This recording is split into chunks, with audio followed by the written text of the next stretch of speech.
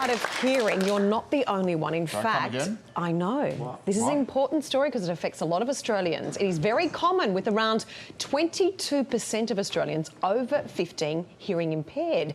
Now, you'd think with such a common condition that hearing aids would be easily accessible and affordable, but they are not. A recent report is raising serious concerns that patients are being ripped off. Some audio clinics are inflating prices by thousands of dollars. So if you need a hearing aid, how do you get a good deal? To get the lowdown on all of that important information, we have with us this morning Dr Elaine Saunders from Blamey Saunders here. Elaine, good morning. Welcome. Thank you. I didn't know this. The Australian hearing aid industry is not regulated, so how does it work? It's not regulated, but that's not really the main problem. The main problem is there's a big lack of disclosure around who owns hearing aid clinics and around whether or not clinicians get commissions, which many do, which I personally find completely abhorrent, and also that prices are bundled so that you're paying for services and hearing aids, but you don't necessarily know how much of which. What, commissions from the company to sell certain products? Yes, well, just to sell hearing aids, yes. It's very common practice in Australia for clinicians to have commissions. Clinicians like doctors? Audiologists and audiometrists. Wow. Now, can I just ask, are there different devices for sort of, you know, if you can just hear or you can't, you can, do you know what I mean? There are. So if you have mild hearing loss, the sort that we typically acquire as we get older from just from life, really. Yeah.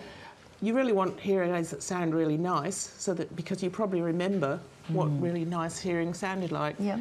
But you don't need something that's terribly powerful, so it can be quite small, quite discreet. If you have more severe hearing loss, you'll need something that actually really compensates that bigger loss. It will need more power and perhaps more technology. Okay. Or even a cochlear implant. Which we invented. Yes, we did.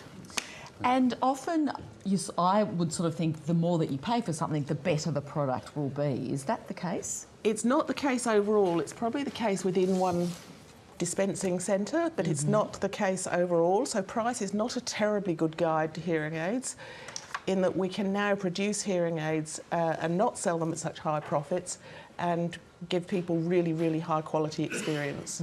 So what are the alternatives? What can... So really this is where we came in. I've spent my life trying to help people hear better. I call myself a social entrepreneur. Yeah. So we have a company, Blamey Saunders Hears, that's a profit for purpose company. We work direct with the end user. We supply all our services and our products over the internet if people want that. We've made hearing aids so easy that people can fit them themselves. We give them the support and it costs about a third of the price. Wow. Because I've heard of hearing aids being $15,000. Yes. So who can afford that? Well, I can, but no one else.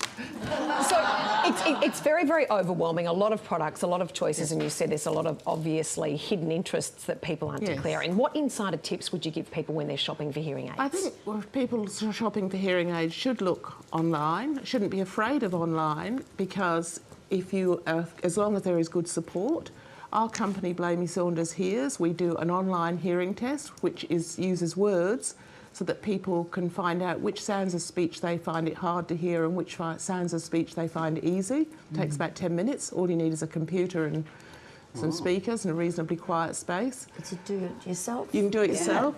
We use those settings to set up the hearing aids, and then we send out a whole self-fit system so that people can tune it themselves.